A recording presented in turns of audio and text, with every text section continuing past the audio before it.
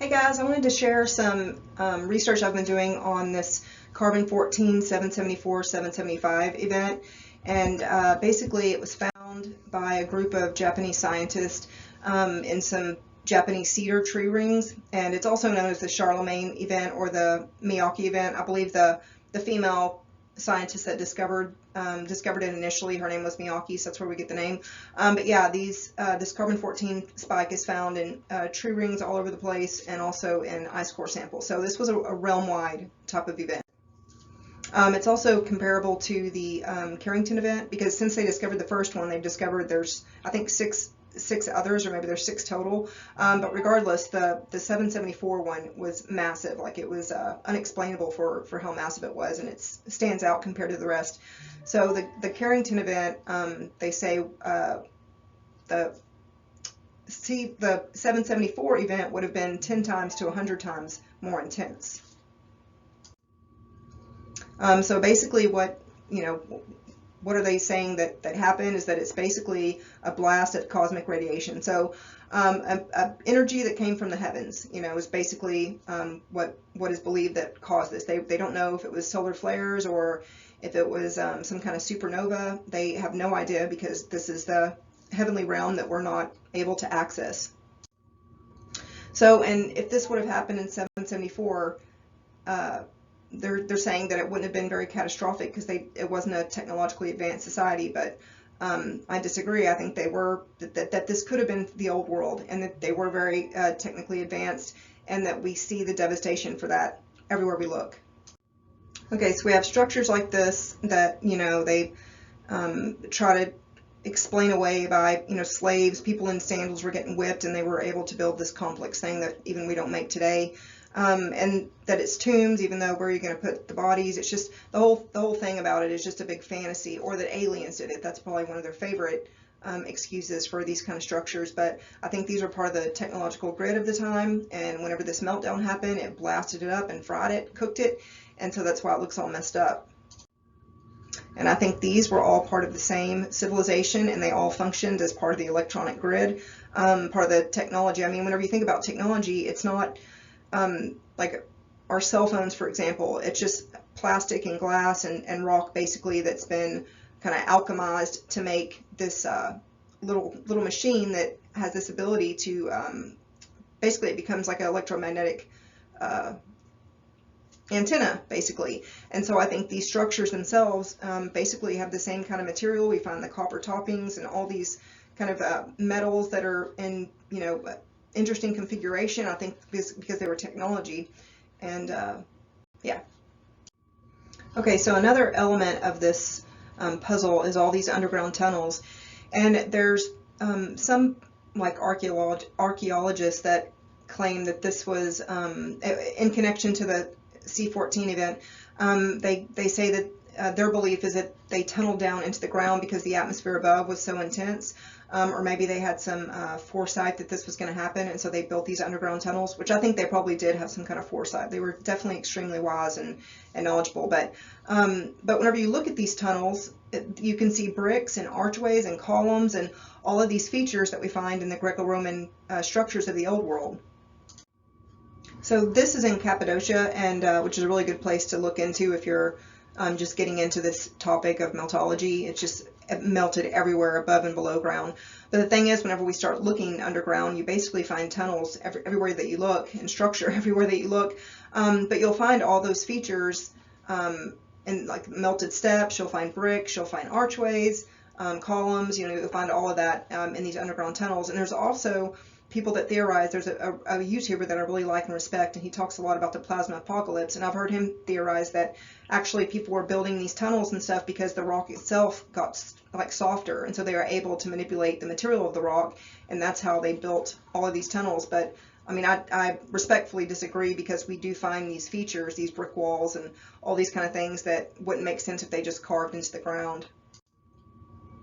And like these kind of remains that we find all over the place, this looks to me clearly blasted up, cooked, blackened from heat damage.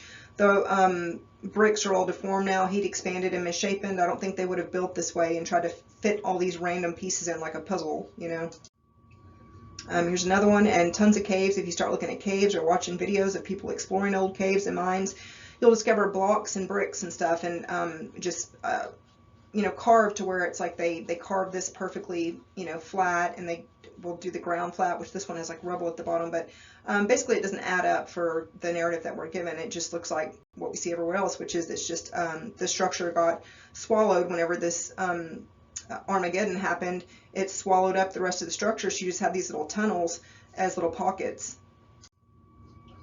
And here too, I don't think they would have built this way and like puzzle pieced all of this wall together. And you have the different textures, like you can see there's like brick lines here, but they've just melted in together and pancaked down, so they just look like one big block. But yeah, I don't think they would have carved this, this way and then added these bricks here and all that nonsense. And whenever you look at caves, you find the same thing. You start finding archways and melted steps and brickwork and even melted sculptures. And so they say these are stalactites, but I think they could just be melting down as part of the ceiling started melting. It started dripping down. There's an archway. I mean, you'll see it everywhere. If you just look at random caves, you don't have to look for like melted caves. Just look at caves and get some good high resolution images, and you'll start finding all these little features that don't make sense. And like these kind of things, they say are like a volcanic tube, but it's actually, I think, just part of a melted tunnel, and it just completely blasted and deformed, and you can see where the brick lines were that are now melted in together. And so this is in Cappadocia also, but these, again, it's just a really good example of these like melted structures. But yeah, I don't think they carved into this because the rock got soft because of like a plasma event. I think the rock got soft during the plasma event, but it actually was a structure that melted and got soft, and that's how you get this form and stuff. Another thing too, this event, they say that it would have been these, like if it was like a solar flare or something, that those are like very short-lived. Like the intensity would have been enough intensity for this 1774 event to power the entire Earth for 300,000 years. Like that's how much energy blasted in to the surface. And so if it were a solar event or something like that, it would have been short-lived, so it would have lasted maybe a few hours. Like those type of events just grow and decay really rapidly, and that's what we see too with this evidence. Whatever this was, it happened very, very rapidly. So you can see here too, it clearly looks melted. And I've used this in another one of my presentations, but I just wanted to show it again. It's a really good example of it being melted, not just here, but these are the same form, same material, and I think they were also structure. I bet there's tunnels inside here. If you were able to get through this hard shell, you could probably discover tunnels in here. And so with this event, it would have been, basically it would have intensified the electricity on the ground level, and so it would have caused this effect from bottom up, and it just would have totally cooked whatever was there, especially if it was also extracting energy and had its own energy. And it's described like that they're basically whatever this energy force was with these cosmic rays just showered down hard and brought its own electromagnetic energy field, and then it blasted into the magnetic energy field here, and it would cause this massive eruption of electric plasma, basically. And so just like with a circuit board, we see damage just like with a circuit board. We have these little pockets that are intact, and then stuff around it is totally melted. Like you can't, to assume that this was carved into this mountain here, but then you have bricks laid here, and you have these archways, and you have more bricks here, but then it's transitioning. I mean, it's just silly. We see this everywhere, and once you see it, you can't unsee it. Like this is just a melted structure, just like we see everywhere else. This is Herculaneum, which is the town neighboring Pompeii. It's about 10 miles away, I believe. And they claim it was Vesuvius that did this damage, but again, this is the type of damage that we see in structures all over the place. I think they just use the excuse of Vesuvius to explain away this damage, just like they do with, it's always like this isolated situational explanation as to why we're seeing this, to make sense of it. But on a whole, collectively whole, it's the same damage that we see everywhere, just like the C-14 happened everywhere. And so you have this this mass damn near extinction event that would have taken place. And here, you know, this was probably a really beautiful structure. I think all this kind of blackened stuff on the top is probably the facade, or whatever maybe the roofing was, or whatever other metals or, you know, decorations they had. It just melted down and it started pouring over the stone, which was brick, but now it's stone. And so you get all these little apertures. And the explanation for this site and sites like this is that this was carved into, and again, I don't think that the rock got soft, and that's why people were carving into it, because it was somehow easier to carve into rock.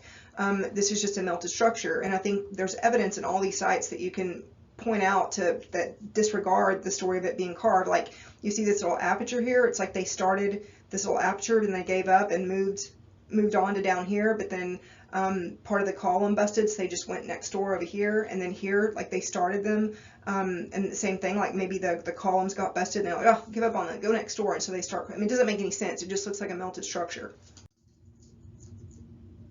Same here, like how this is probably maybe 200, 300 feet from the ground level, and it's just on this flat cliff wall. Like, why in the world would people come up here with bricks and lay this structure on this cliff wall? How would they get it up there too? And then they made a nice transition from the brick to the rock.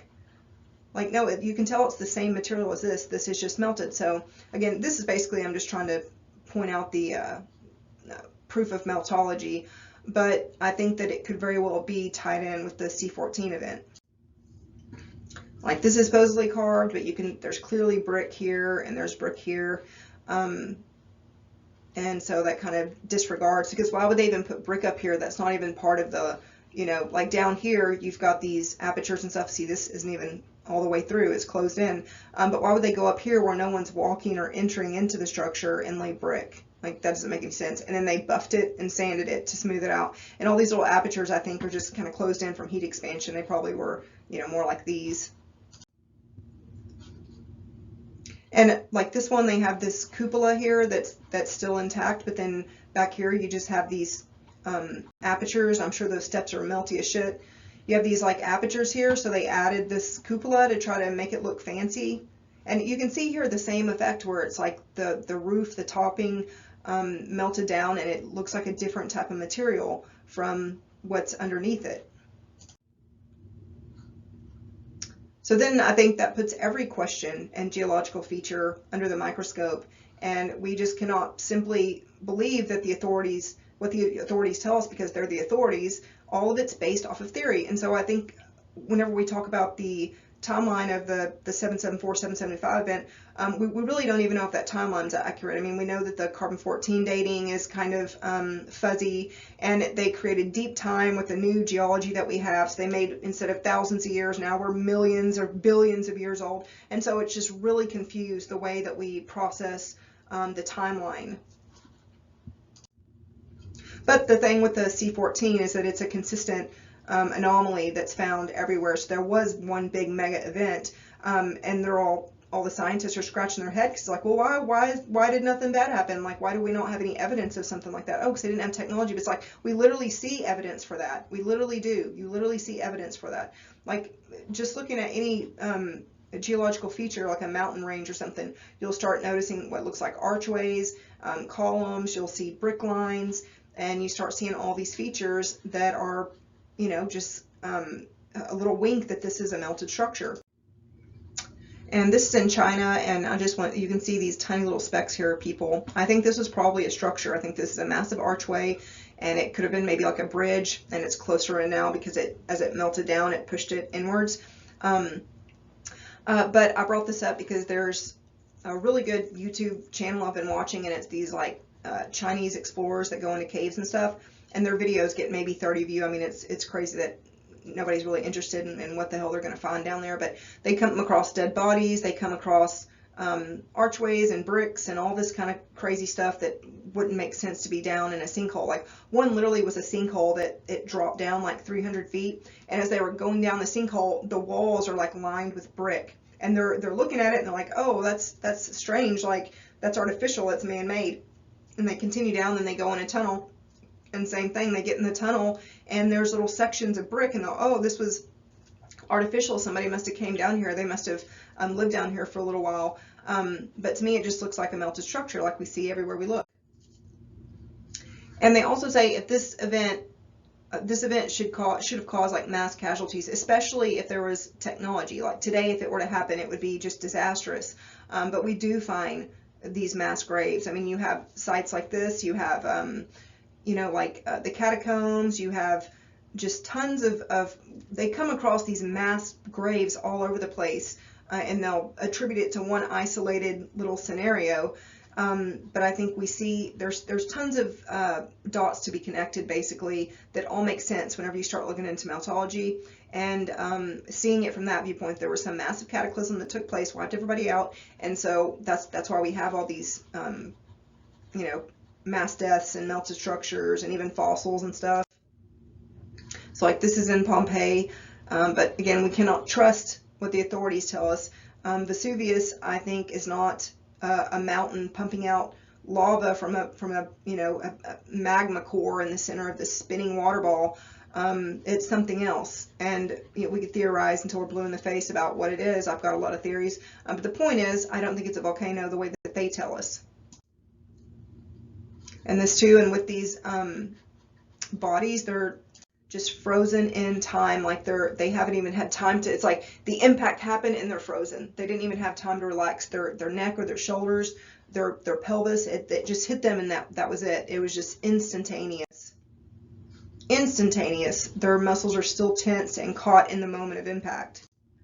Even the animals, and some of these stories from like Herculaneum and Pompeii, they're so sad, with like little boys like clutching their dog, and so very tragic. And then with this, we see fish mid-strike, which they strike in an instant, super quick, and we find tons of them.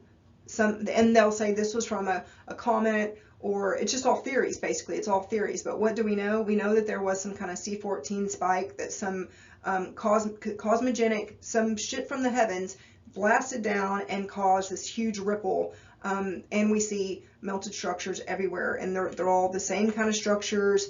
And so yeah, it was one big civilization that got wiped out. And all these animals, I think, could have been part of that world. They were part of that world whenever the civilization was intact. We find mummified humans and everything, so it's not just animals that are found. And like the mammoth, there's mammoths that they find that are still, that have grass in their mouth and in their throat that they were mid, chewing and swallowing. And there's no way these were ice animals. You can't have a large mammal like this. It requires tons and tons of vegetation. They couldn't live off snow. So again, they're saying it's the only way they can make sense of it is that it was a cosmogenic type of energy, ionized particles from the sky, and basically it was this massive blast from the heavens.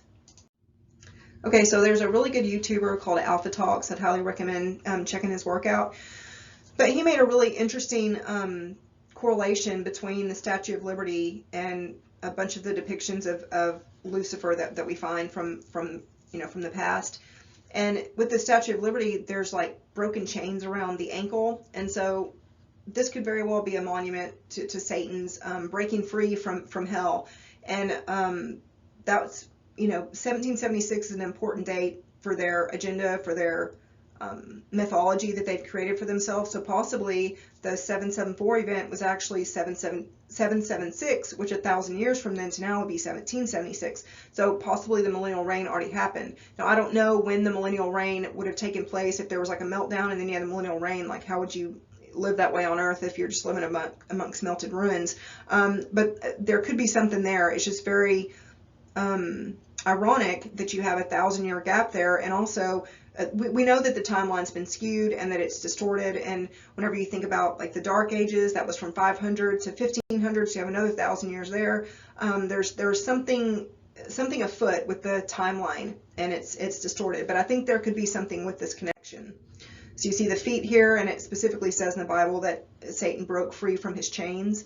So maybe that's what this represents. It's like androgynous man, woman. Speaking of androgyny, I accidentally skipped towards the next slide, but my God. So if the millennial reign already happened, that would put us in the short season of Satan. And if there's ever been a time that feels like the short season of Satan, it's right now. If you Google the word divine, this is what you get, literally. So if my son was trying to figure out what divine meant specifically and Googled it, he would get this degeneracy. That's what he would get. And you see this kind of stuff everywhere, and like this man's card that he's holding that says, and if you don't like it, she doesn't care. It's just like, it's just so degenerate and sickening, and it frustrates me and makes me so nauseous. Ugh.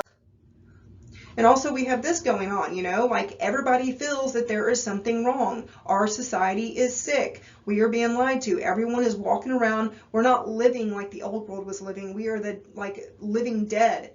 They've got everyone poisoned and distracted and so confused and thinking that we're a cancer to the planet.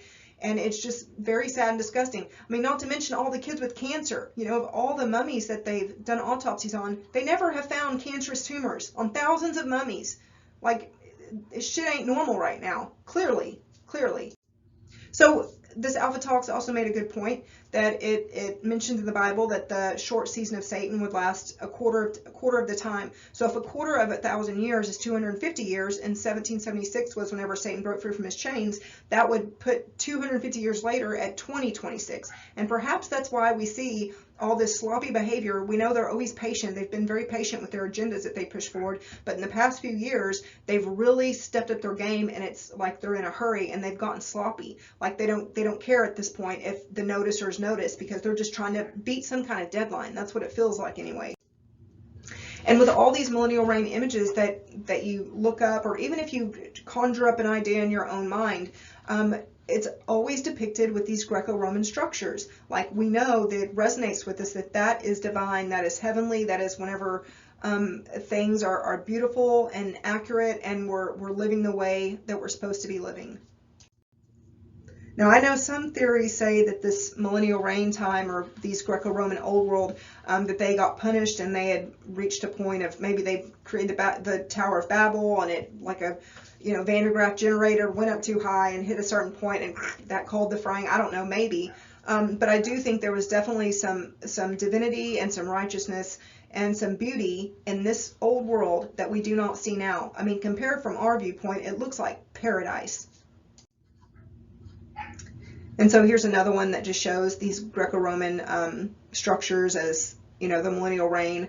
And you can see how these silhouettes look like the mountains. I mean, I think a lot of people subconsciously, because you find this melt in movies and anime and cartoons all over the place, and people, I think, subconsciously are seeing it and reproducing it, but they're not they're not seeing it,